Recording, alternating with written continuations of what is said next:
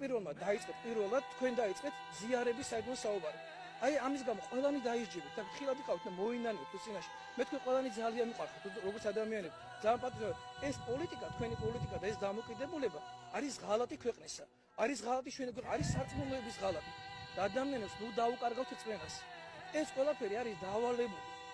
ესია დავალებული ეკლესიის განადგურება უნდა.